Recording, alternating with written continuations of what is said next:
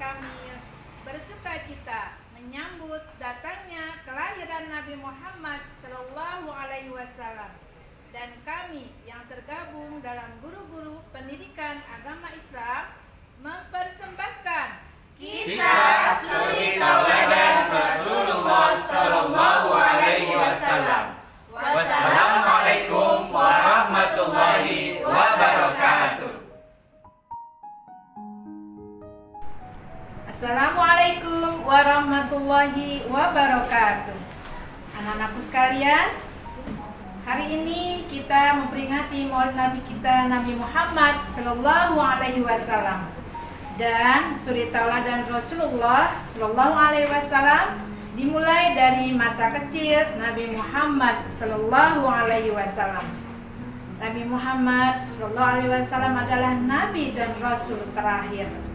Beliau diutus oleh Allah Subhanahu wa Ta'ala untuk membenarkan dan menyempurnakan agama-agama yang terdahulu. Masa kecil Nabi Muhammad Sallallahu Alaihi Wasallam menyimpan kisah yang luar biasa penuh hikmah. Rasulullah memiliki ayah yang bernama Abdullah bin Abdul Muthalib dan ibunda yang bernama Siti Aminah binti Khuwailid. Semasa dalam kandungan, Rasulullah sudah ditinggalkan oleh ayahnya. Rasulullah sudah menjadi yatim semenjak dalam kandungan. Rasulullah SAW dilahirkan pada tanggal 12 di malam yang tenang pada bulan Rabiul Awal pada tahun gajah.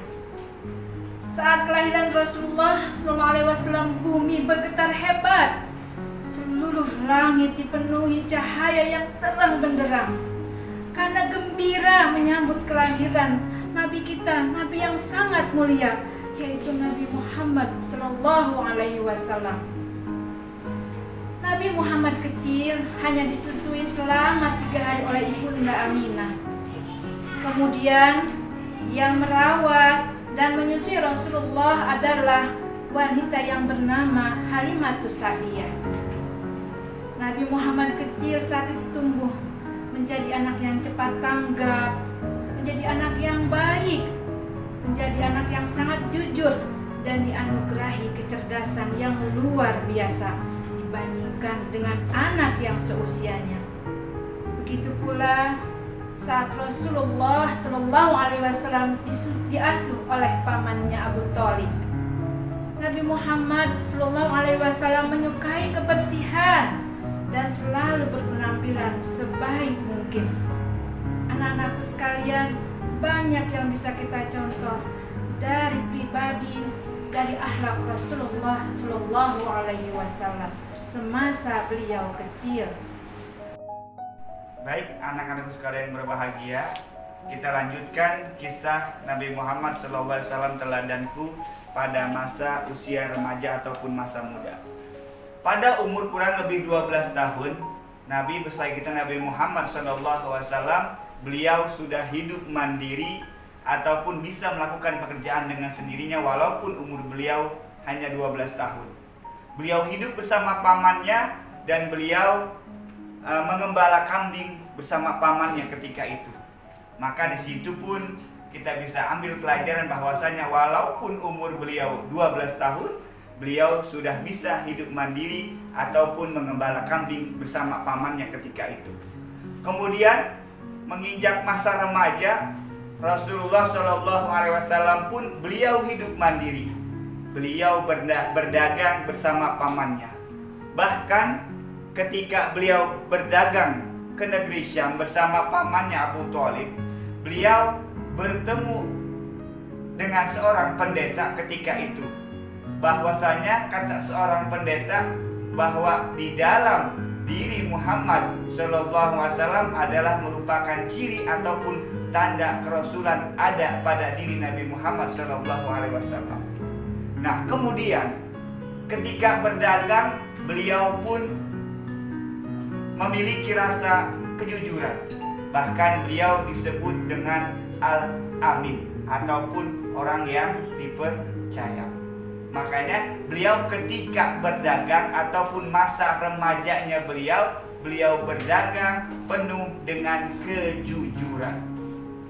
Nah, kemudian ketika beliau umur 25 tahun, ketika beliau sedang berdagang, beliau bertemu dengan seorang janda tua yang kurang lebih umurnya 40 tahun, yaitu yang bernama Siti Khadijah. Maka ketika itu Rasul dan Siti Khadijah menikah.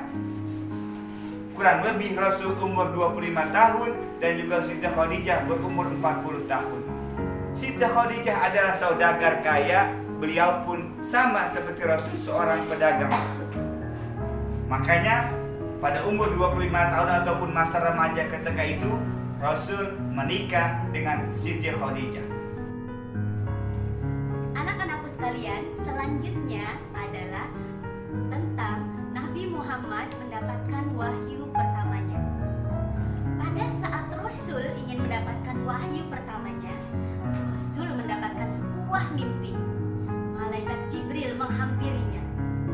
Rasul pun menyendiri di Gua Hiro, tepatnya di sebelah atas Jabal Nur. Disitulah Rasul diperlihatkan bahwa mimpinya adalah benar. Malaikat Jibril pun datang kepada Rasul dan turunlah wahyu yang pertama yang ia bawakan dari Allah Subhanahu wa taala, yaitu Quran surah Al-Alaq ayat 1 sampai 5 yang bunyinya, Iqra bismi rabbikal ladzi khalaq. Bacalah dengan menyebut nama Tuhanmu yang menciptakan. Dia telah menciptakan manusia dari segumpal darah. Bacalah, dan Tuhanmu lah yang maha pemurah, yang mengajar manusia dengan perantaraan kalam. Dia mengajarkan kepada manusia apa yang tidak diketahuinya. Walaupun saat itu Nabi merasa ketakutan, disitulah kisah Rasul dimulai. Disitulah tempat datangnya Nabi yang terakhir yang akan membawa kedamaian untuk seluruh umat manusia. Dakwah Rasulullah SAW mengawali dakwanya dengan rahasia. Sudah merupakan suatu hal yang lumrah dan alami apabila Rasulullah SAW menyampaikan rahasia itu kepada orang yang paling dekat, keluarga, teman-teman terdekatnya. Yang paling utama diantaranya Sayyidah Khadijah binti Khuwailid, kedua Waraqah bin Naufal. Dakwah yang kedua yaitu dakwah secara terang-terangan. Pertama kali dilakukan di Bukit Sofa.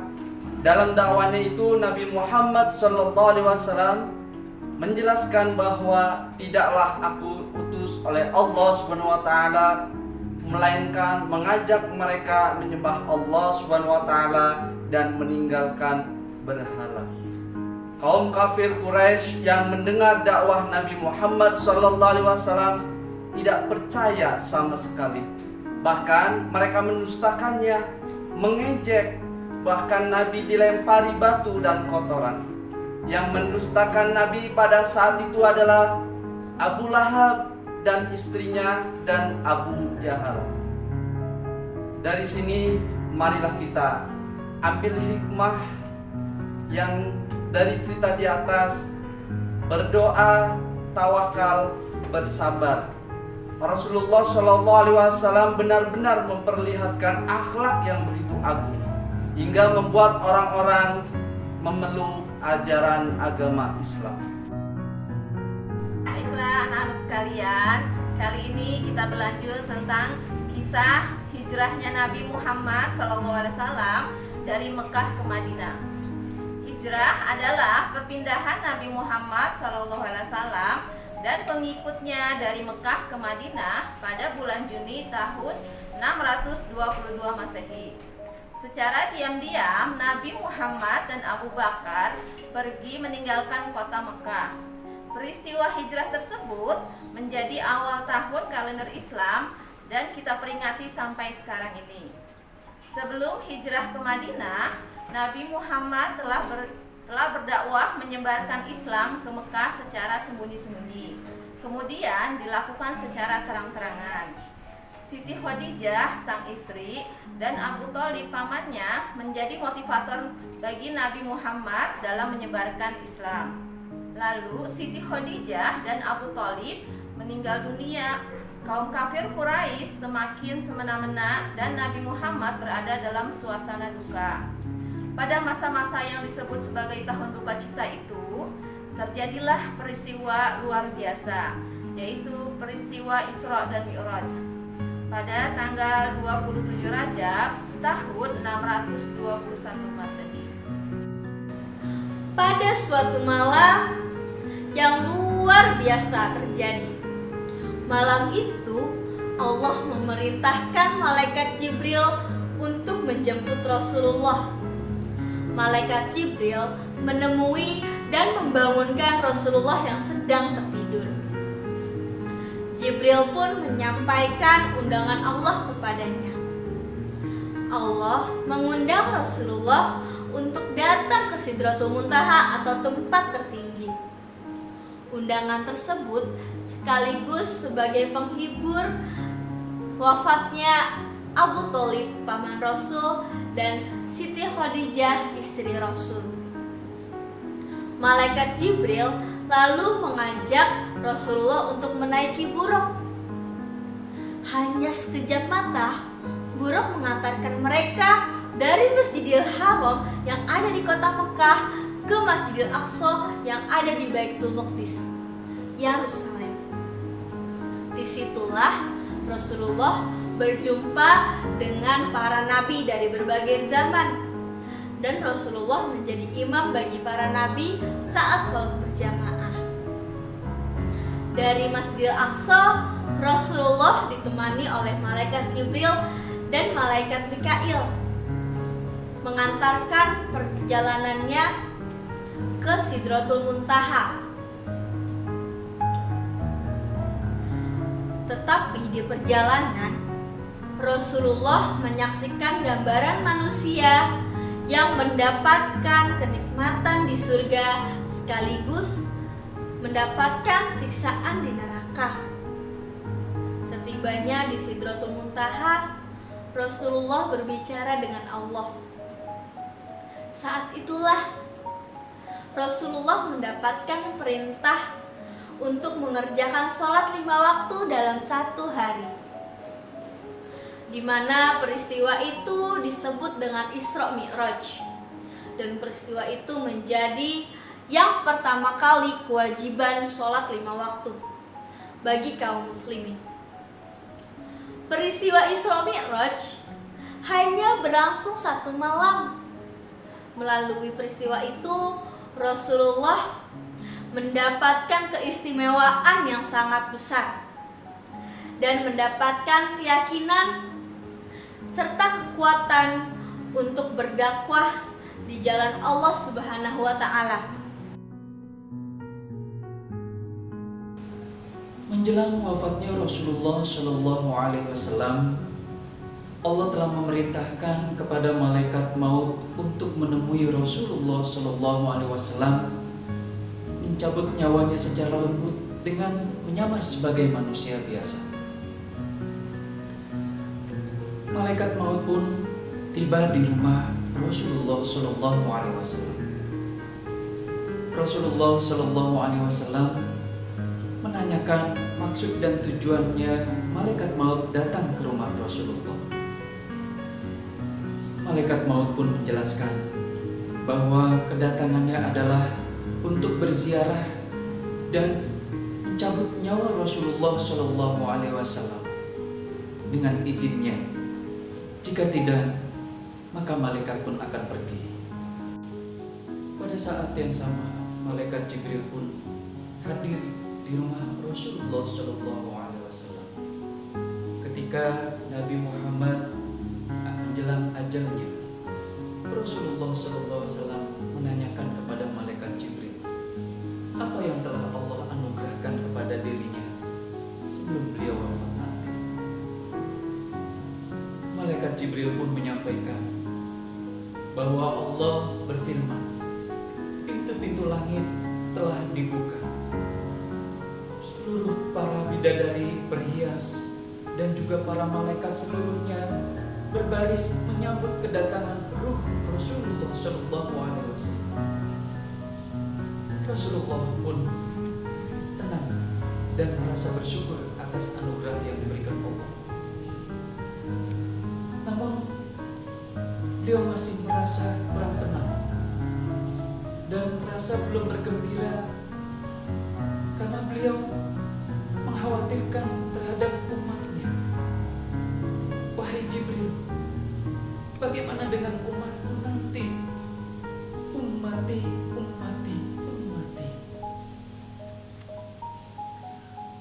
Malaikat Jibril pun menyampaikan berita gembira kepada Rasulullah Shallallahu Alaihi Wasallam bahwa Allah telah mengharamkan surga bagi para nabi dan umatnya sebelum Rasulullah dan umatnya memasuki terlebih dahulu.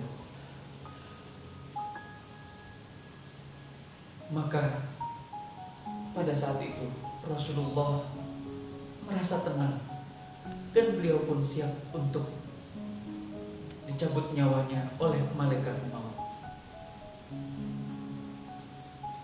Nah, pada saat itu pula seluruh kaum muslimin merasa kehilangan dengan wafatnya Rasulullah Shallallahu Alaihi Wasallam.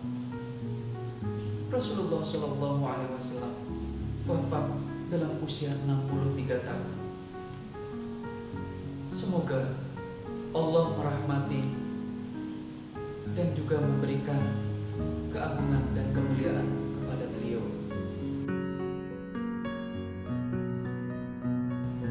Anak-anakku yang soleh dan soleha, demikianlah kisah singkat suri tauladan Rasulullah Shallallahu Alaihi Wasallam yang telah disampaikan oleh bapak dan ibu guru kalian dari sejak kelahirannya sampai menjelang wafatnya Rasulullah Shallallahu Alaihi Wasallam. Semoga kalian dapat memahami dan menyimak kisah yang singkat ini. Nah, anak-anakku, ada istilah tak kenal maka tak sayang, tak sayang maka tak kenal cinta. Bagaimana kita dapat mencintai Rasulullah dan meneladaninya kalau kita sendiri tidak pernah mengenalnya, tidak pernah mengetahui sejarah kehidupan beliau. Oleh karena itu, marilah anak-anakku, kita mulai mencintai Rasulullah dengan mengetahui sejarah perjalanan hidup beliau. Kita teladani akhlaknya dan kita jadikan beliau sebagai idola utama kita, sebagai umatnya. Terima kasih atas perhatiannya. Kurang lebihnya mohon maaf. Billahi taufiq wal hidayah. Wassalamualaikum warahmatullahi wabarakatuh.